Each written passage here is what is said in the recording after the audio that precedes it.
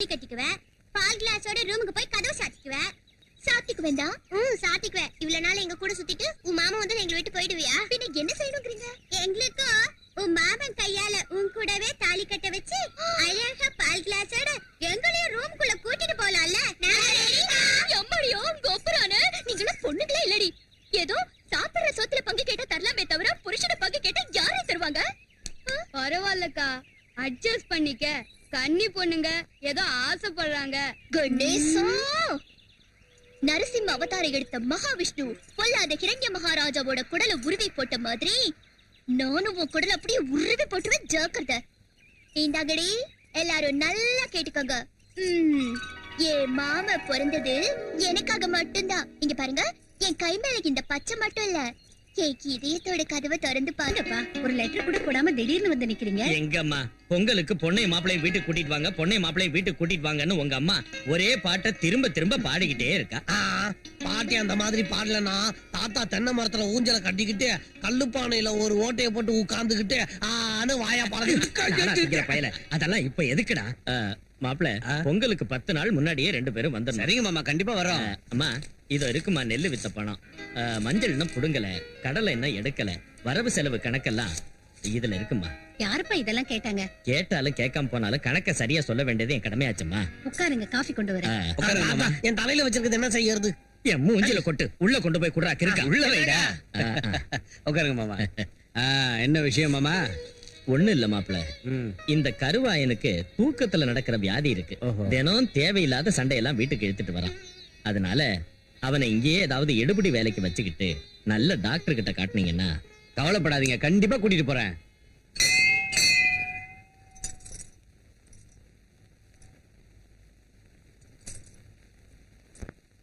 அம்மா விஜயா, நீ இன்னும் ஒரு வாரம் இங்க இருந்துட்டு போக கூடாதாம்மா? என்னது, இவ ஒரு வாரம் இங்க இருந்தாள்னா அங்க மாதர் சங்கத்துல உள்ளவங்க இவள பிரசிடன்ட் போஸ்ட்ல இருந்து தூக்கிட்டு அந்த சீட்ல வேற ஒருத்தர் உட்கார வச்சிருவாங்க. அதோட இவ தொல்லையும் விட்டதுன்னு நினைச்சுக்கோங்க மாமா. சும்மா இருங்க. ஏண்டி கிழவி, மாப்பிள்ளையும் பொண்ணு வர்றதுக்கு முன்னாடி அந்த விஷயத்த பத்தி கேட்கணும்னு நீ புலம்பிக்கிட்டு இருந்த. இப்ப அவங்க நம்ம வீட்டுக்கு வந்து திரும்ப ஊருக்கும் புறப்பட்டுட்டாங்க. இன்னும் ஏண்டி பேசாம நிக்கிற? இங்க பாரு, நாம பொண்ணு வீட்டுக்காரங்க, நாம தான் ஒரு படி இறங்கி போகணும். என்ன விஷயம் மாமா? வேற ஒண்ணும் இல்லைங்க, இவளை பத்தின விஷயம்தான். இவ அம்மா அப்பா இவளை எங்க கையில ஒப்படைச்சிட்டு மேல போய் சேர்ந்துட்டாங்க.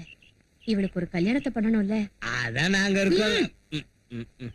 அதாம்மா, வீடு போங்குது, காடு வாங்குதுங்கிற நிலைமையில நாங்க இருக்கோம். அதனாலதான் சங்கர் படிப்பு முடிஞ்சு இந்தியா வந்ததும் 2 பேருக்கும் கல்யாணம் செஞ்சுட்டா. அவன் கல்யாணத்துக்கு இப்ப என்ன அவசரமா?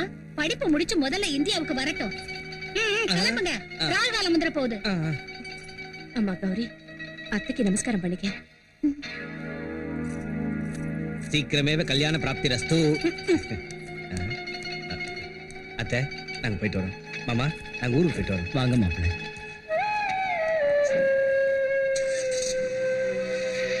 தென்னை மரத்துல எதுக்குடா ஏறேன்னு கேட்டா பால்ல வெண்ணெய் கடையறதுக்குன்னு சொன்னானா எவனோ ஒருத்தன். அப்படி இருக்கிற அந்த கிழவன் கிழவி சொல்ற கதை. திருவிழாங்கிற சாக்குல கூப்பிட்டு பட்டு வேட்டி எடுத்து கொடுத்து அமெரிக்காவில படிச்சுக்கிட்டு இருக்கிற என் மகனை பழச்சுக்கலான்னு பாக்குறாங்க.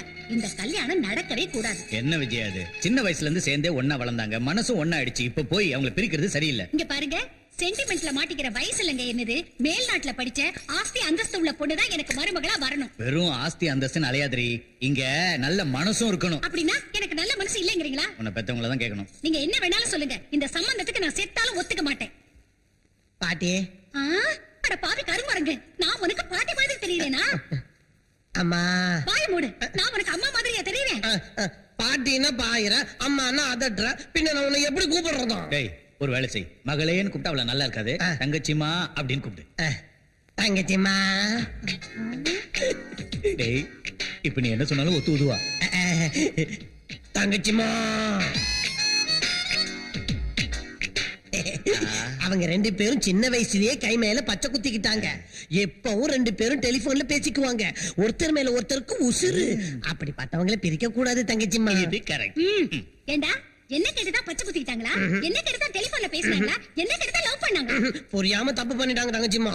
இனி எப்பவும் லவ் பண்ண கூடாதுன்னு அவங்க கிட்ட சொல்லிடுறேன். இந்த ஒரு தடவை அவங்களுக்கு கல்யாணம் பண்ணி வச்சிரு தங்கச்சிமா. இது ரொம்ப கரெக்ட். வாய் மூடுங்க. கடைசி தடவையா இப்ப சொல்றேன், யாராவது மறுபடியும் கல்யாண பேச்சு எடுத்தீங்க, நான் உங்களை தொலைச்சிடுவேன். இது சுத்தமா கரெக்ட் இல்ல தங்கச்சி.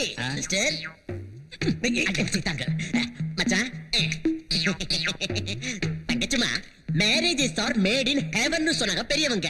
நம்ம சங்கரோட ஜாதகத்தை காமிக்கலான்னு நாடி சாஸ்திரத்துல மகா மேதையான ஒரு பெரிய சுவாமிஜியை சந்திச்சேன். அவர் சங்கரோட ஜாதகத்தை பார்த்து அற்புதமா இருக்குன்னாரு.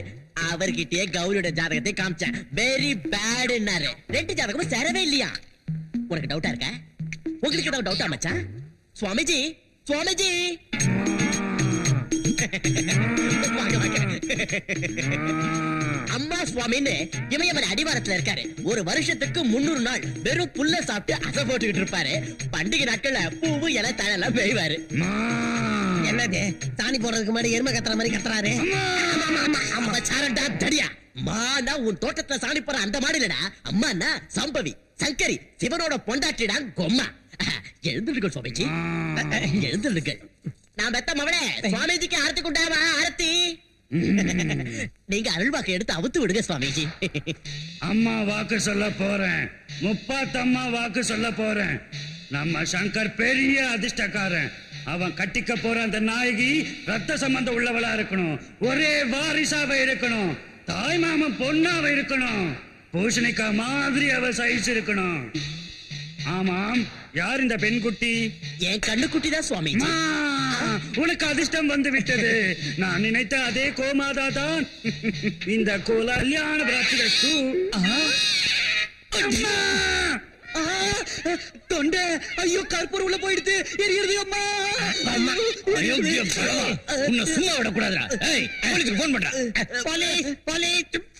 இந்த ஏகாம்பரம் நான் இந்த நாடகத்தை ஆடினா என்கிட்ட வாங்கின பணத்தை திருப்பி கொடுப்பேன். அதனால தான் இந்த வேஷத்தை போட்டேன். என்ன மன்னிச்சிருங்கோ, மன்னிச்சிருங்கோ. அந்த கிழவன் கிழவி செய்யறது பத்தாதுன்னு நீ இப்படி என்ன மோசம் பண்ணலான்னு பாக்குறியா? உன்னை அண்ணன் சொல்லிக்கிறதுக்கே வெக்கமா இருக்குச்சு. ஏய் ஏகாம்பரம், இந்த மாதிரி நாடகம் இனிமே நீ போட்டேன்னு வெச்சுக்க. 20 வருஷத்துக்கு முன்ன சாணியை பசஞ்சு வரட்டி தட்டி பழச்சிக்கிட்டு இருந்தியே, அந்த பழப்ப மறுபடியும் பழக்க வேண்டியிருக்கு. ஜாக்கிரதை போயா. ஐயா சீ, என்ன இது? இதுக்கு முன்னாடி நீ சாணி பேசிட்டு இருந்தியாப்பா? ஆமாம்மா, இப்ப கழுத்த பேசுறேன். கொன்னுடாதீங்க பாவம். கொன்னுடுவேன். ஏண்டி கிழவி, விஜயா பேசுனது உனக்கு ஏதாவது புரிஞ்சுதா? அதாயா எனக்கும் புரிய மாட்டேங்குது. கல்யாண விஷயத்தை பத்தி நாம பேசினா அவன் கல்யாணத்துக்கு இப்ப என்ன அவசரம் வந்துச்சு? முதல்ல அவன் படிப்பு முடிஞ்சு இந்தியாவுக்கு வரட்டும்ங்கறா. இதுக்கு என்னைய அர்த்தம்? ஆடா, அவ கிடக்குறா விடு. சங்கருக்கு நம்ம கௌரினா ரொம்ப உசுரு. அவளை தவிர வேற யார கட்டிக்குவான்?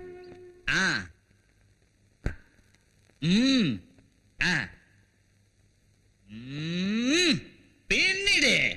Okay, proceed. அப்படியா? ஓகே ஓகே, நான் பாத்துக்கிறேன், நீ கவலைப்படாத. Don't worry. வெச்சிரு. யாருக்கிட்ட இந்த போன்? நம்ம பிள்ளை கிட்ட இருந்து. அப்பா, மாமா போன் பண்ணிருக்காரு. நம்ம பிள்ளை அமெரிக்காவுல இருந்து ஃளைட்ல மாமா போன் பண்ணிருக்காரு. ஃளைட் சர்றன்னு பறந்து வர்றப்போ திடீர்னு அமெரிக்காக்காரனுக்கும் ரஷ்யாக்காரனுக்கும் யுத்தம் ஆரம்பிச்சிருச்சு.